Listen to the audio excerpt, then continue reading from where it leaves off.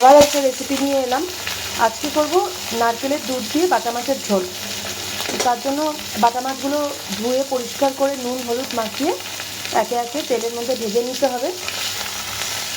আমি একটা একটা করেই ভাজছি, মাছগুলো বেশি বড়, আমার কড়াটা ছোট হয়ে গেছে সেই তুলনায়, তো সেই জন্য একটা একটা করেই ভাজছি।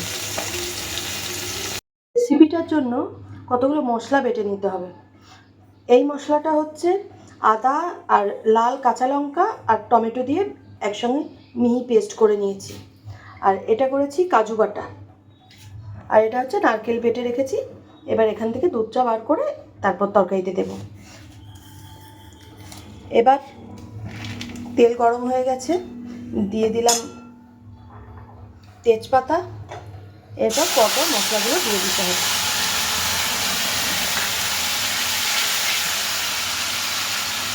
মশলাটা দিয়ে দিলাম হলুদ গুঁড়ো,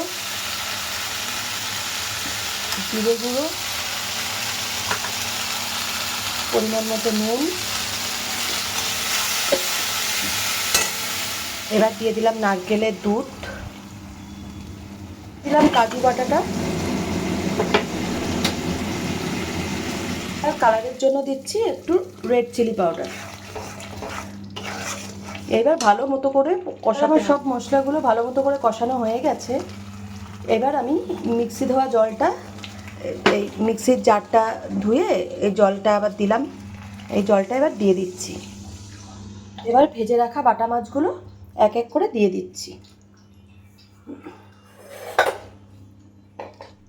সঙ্গে কটা গোটা কাঁচা লঙ্কাও দিয়ে দিলাম। এবার আমার তরকারি মোটামুটি রেডি। জাস্ট একটুখানি গরম মশলার গুঁড়ো দিয়ে দিলাম, জাস্ট অল্প একটুখানি। নারকেলের দুধ দিয়ে বাটা মাছের তরকারি আমার পুরো রেডি। এইরকম কনসিস্টেন্সিটাই রাখবেন, খুব বেশি ঝোলও হবে না আবার বেশি গাঢ়ও হবে না। এটা কিন্তু আমার মায়ের থেকে শিখেছি আমি। এই রেসিপিটা বাড়িতে একদিন অবশ্যই ট্রাই করবেন আপনারা। আশা করি আপনাদের প্রত্যেকের খুব ভালো লাগবে এই রেসিপিটা। আর ভালো লাগলে একটা লাইক করে দেবেন, কমেন্ট করবেন, শেয়ার করবেন, আর একটা ফলো করে রাখবেন নিত্য নতুন ভিডিও দেখার জন্য। আর আমাকে যদি ইউটিউব থেকে দেখে থাকেন একটা সাবস্ক্রাইব করে রাখবেন। তো রান্না শেষ করে, স্নান পুজো শেষ করে এই এবার লাঞ্চ নিয়ে বসে গেলাম। তো চলুন আজকে লাঞ্চে কী করেছে দেখিয়ে দিই। আজকে তো দেখিয়ে দিলাম যে নারকেলের দুধ দিয়ে বাটা মাছের ঝোলটা, রেসিপিটা তো দিয়েই দিলাম। আর তার সঙ্গে করেছি ট্যাংরা মাছের ঝাঁকা ভাজা করেছি। অল্প কটা ট্যাংরা মাছ ছিল, ওইটা দিয়ে ঝাঁকা ভাজা করে নিয়েছি। আর এটা হচ্ছে কুলের আচার আর কি। কুলের আচারটা এটা মা করে দিয়েছে। ওই টক ঝাল মিষ্টি যে কুলের আচারটা আমার দোকানে কিনতে পাওয়া যায় না, ওইটাই মা করেছে। এই হচ্ছে আজকের লাঞ্চের মেনু।